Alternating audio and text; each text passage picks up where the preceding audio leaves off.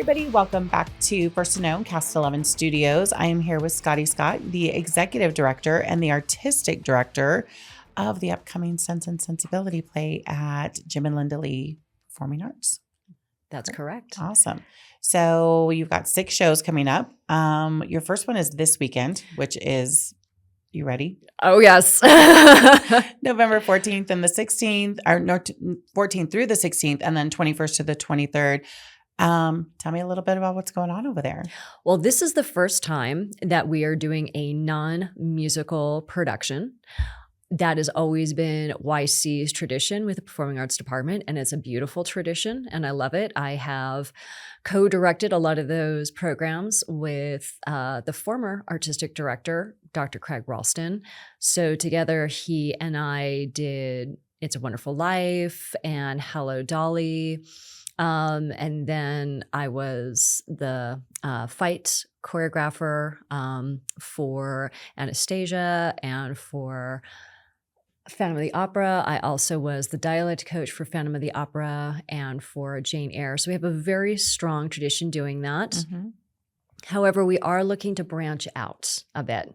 So when Dr. Ralston came to me basically a year ago and said, fall main stage is yours, and I want you to do something non-musical. And without even thinking twice, I said, Kate Hamill's Sense and Sensibility, obviously based off of Jane Austen's first novel that she did.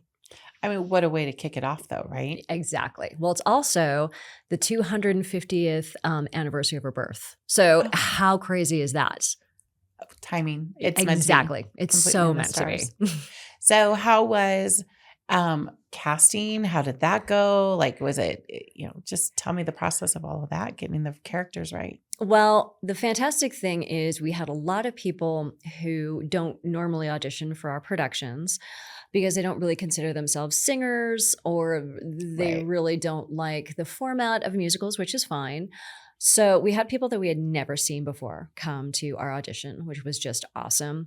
We had a lot of young people, which is great because this storyline is very focused on young people as well. But we have our youngest cast member is 11, and we have cast members all the way up to age of heaven, shall we say. Yeah. So we have a very broad range of age ranges and also of backgrounds. I think any director will tell you that the key to a good production, whether you're using the media of stage or film or television, is casting. Mm-hmm. So, and these characters are such strong archetypal style characters. You have Eleanor, who's the sense, who is just so stoic. And if we were to look in modern psychology today, we would probably say that she really suffers from first daughter syndrome. And then we have Marianne, who is the sensibility, who is just the hopeless romantic. It's kind of interesting that people have said you can kind of tell if you're an Eleanor or more of a Marianne, because if you're going on a road trip, all Marianne is going to bring is the CDs to listen to. So if that's what you do on the road trip, then you're more of a Marianne. But if you're a person who's like, okay, we need to get some snacks, so we have healthy snacks along the way, we need some water so we don't get dehydrated, then you're an Eleanor. Yeah. So it's kind of the one or the other. It's good to have both, though. Yes. 100%. Because, you need that balance. You've got to have balance, because if we got two, going in with, well, I brought some sunscreen just in case. What did you bring? Some chiclets. Let's go. Yeah. You're in trouble. Exactly. Buy my lipstick. Yeah, of course. That's the Marianne. And I think we all, especially as females, kind of know what camp we fall into. And I think, or at least for me personally, with the strongest friendships that I have, because I think I'm more in the Eleanor camp. But the people in my life that keep me, I don't want to say grounded, but like help me to kind of be like, Scotty, just survive. Yeah. Exactly. Just calm down. Just let it go. Let it go, Scotty. All right. Let it go. Yeah. Take a breath. Are the Mariannes in my life. So for me personally, my best friend is definitely a Marianne to the nth degree. So I am more, just it'll always work out. Don't even worry about it. It's going to be fine. So I surround myself with people who are like, but we might want to think about this. Okay, the deadline is going to be tomorrow. Okay. So we really need to take a look at this. All right, fine. We'll get it. Yeah. Exactly. We all need that balance because if not, you saw me ripping through here, 2 minutes before we've got to jump on stage because I had the reminder of going, you're supposed to be here right now. I'm like, oh, great. I'll be right there. I'll be there. Cool. And so, yeah. So I think it's such a celebration. And yes, they go through a lot of trials and tribulations, definitely with heartbreak. And it's so interesting to see how with the human condition, how differently they handle it. Where Eleanor, when she's dealing with the heartbreak of her beloved, she doesn't even tell anybody. She just holds it and holds it and holds it. And the few times where she does, when she's alone, then, and that needs to be stated, when she is by herself and alone, then that's when you see her crumble. She can feel the feels. Yeah, exactly. And the two actresses that I have, because we are double cast, just play her magnificently. And they play her with such beauty. And when she does have those moments of vulnerability, your heart absolutely breaks. It absolutely breaks because it's like she is so strong and she's holding her family together because in the very beginning, the very first scene, basically you find out that their father, the patriarch, has died. And their half-brother, his wife is very much, I guess you could say, a gold digger, and basically kicks them out. So they're pretty much homeless. And, in this time, in the Regency time period, which was in the 1880s, women did not really have a lot of support if that were to happen. I mean, if they were to lose the male in their life, either their father or their husband, better go find another male. Exactly. Right? You better definitely go find another male. It's really quite unfortunate. A lot of times they would have to go to prostitution. Sorry, we're meandering for a minute, but one of Jack the Ripper's victims, unfortunately, was a woman who, if you look at her biography, came from a well-to-do family originally. And what happened was, she was the female, so, you don't really get any inheritance usually from your father. She married well, her husband died.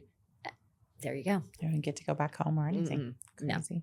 So that's what happened. So anyway, going back to Sense and Sensibility, lighter topic. But we'll be doing Jack the Ripper next year. Okay, sounds good. Yeah, there we go. Ooh, that'd be fun. Anyway, Eleanor, she's the one who holds her family together. And because she's the oldest, she's the one that kind of takes up that mantle of, I've got to make sure that my youngest sister, Margaret, who is played by Savannah Adams, who's doing a brilliant job, is properly taken care of. She's a little girl. My sister Marianne, the sensibility one, is, out in the stratosphere because she's such a little space cadet. Mom is like in and out of feeling really depressed because her husband is dying, but then also trying to have us find suitable men to marry us up. So there is so much on her plate. Yeah. And the fact too that we nowadays, when we are going through our crisis moments, there are so many outlets to help us. And it's accepted. Yes. It's accepted to be overwhelmed and it's accepted to need help. Yeah. We're back in those days. It was like, toughen up. Get it together. Yeah. And especially and especially British of, that stiff upper lip. So, she's wound so tight. And, when good things do happen to her in the play, I mean, you kind of root for her. Yeah. You want to be her champion because you just, yes, at times she can be a bit of a stick in the mud, but you also understand why she's that way. She has to be. She has to be. Mm-hmm. I'm sure she would like to be anything but. I'm thinking about the actress playing that role and how you have to just, okay, now I'm overwhelmed, but I can't show it. And, to be able to portray all those feelings on stage. Well, and it's so funny too, because I can feel them they tighten up so much. And of course, with the costumes, because we are doing authentic period costumes. So with the corsets and especially those costumes at that dress at that time period was almost like looking at giant columns. They really had... This was post the French Revolution.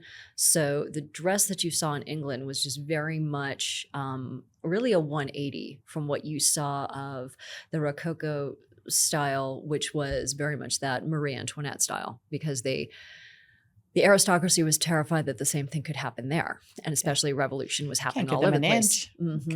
So we're not going to do anything to make us even remotely seem like we're Marie Antoinette. Not at all. Yeah. Awesome. So. Tell me about your youngest castmate. How is she doing? Or he? She? Oh my goodness. Savannah. She is a powerhouse. We've kind of had this joke. This is definitely not her first production. She has been acting and dancing and singing for a very, very long time, and it shows. And we kind of joke in the cast, and she's like, okay, she's 11 going on 40. She also has done this remarkable thing of, because she's such a quick study and she's so eager to jump in to do things, that when we've had cast members who are sick or whatever and they can't do it, we're like, well, let's just throw Savannah in. So Savannah's pretty much played every character in rehearsal. Oh, so just the stand-in. Yeah. We need you over here. Awesome. That is great.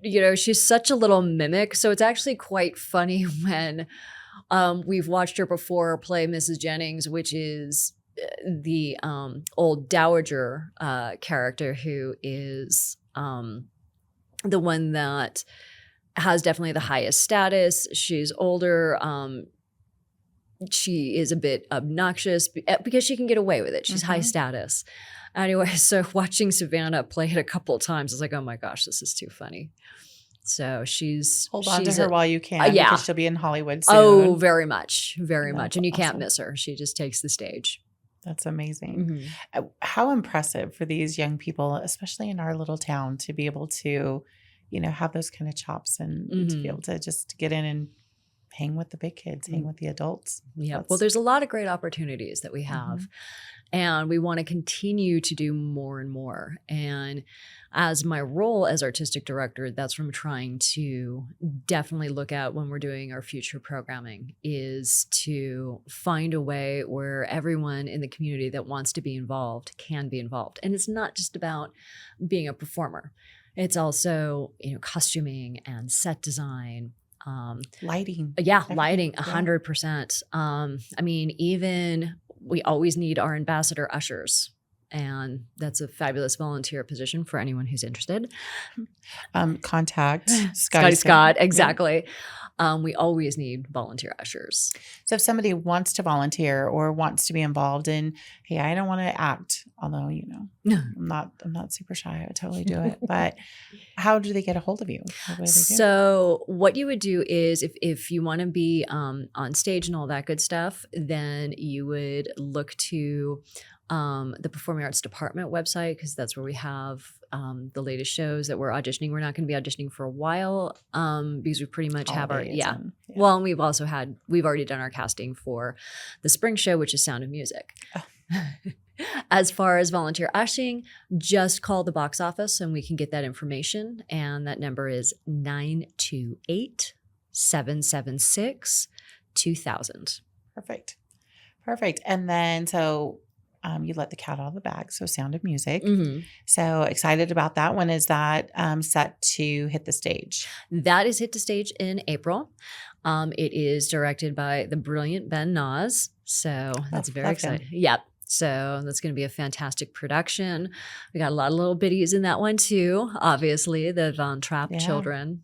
So that's going to be a fabulous one to watch as well. So how long? So we're looking at April. When do you start rehearsing for that? Typically, we're going to start rehearsing. They actually just did the first table read, I want to say 2 weeks ago. They are going to start rehearsing that in January. So this isn't, give us a month and we'll have it down. Oh, no. This is serious. Yeah. Well, you can do stuff like that if you're in a professional repertory company, because that's all you do, and you're paid to do that, and that's what you do for 8 hours. And I lived that life in my 20s and 30s, which was fabulous and fun. But when we all have day jobs. Exactly. But now you have your day jobs. So, but yes, people do have their day jobs. So we tend to have our rehearsals Thursdays and Fridays and Saturdays. Okay. Yeah. So it is a time commitment. I mean, I'm not going to say it's not. Awesome. So do we have tickets still available? Oh, yes, ma'am. So we have tickets available. And then we also are doing on Saturdays, we are going to be doing a high tea, which is at 1:00. And we still have tickets that are available with that as well. We've had some fabulous donations from Theodore's Fine Foods. They are donating scones to us, and very fitting. Oh yeah, they're great. And Franny's, which is on Whiskey Row, they are also giving us cinnamon rolls. And of course, we also have some other things as well. Obviously, we couldn't have, though, a high tea without having some fabulous sweets. Absolutely. So if they're looking to get tickets, it's November 14th through the 16th and November 21st to the 23rd. Tickets still on sale. Is it ycpac.com? Yes. And please make sure you go to ycpac.com. Unfortunately, there are a lot of third-party vendors, and no matter what I do, there's nothing we can do about it. So unfortunately, sometimes people have typed up Yavapai College Performing Arts, and they get transferred to a third party, where I'm seeing people that are paying like $300 for 2 tickets. And that, makes my heart cry. And what's even worse, depending on the third party, they don't get their tickets at all. Yeah. So please. Straight to the source. Yes. So please either call us. Once again, it is 928-776-2000 or ycpac.com. Well, everything that I've ever gone to at the Performing Arts Center has been just amazing. So thank you so much for what you do. Of course. So jealous. It's so well, like I said, you've got to come out and audition for me. If not, you've got to at least see it. This is great. So yeah, we'll definitely get over there to get that going. You have adult tickets and youth tickets available. Yes. ycpac.com. Get your tickets. Sense and Sensibility this weekend and next weekend. And just thank you so much for joining us. Of course. Thank you. I appreciate it. Hope to see you there.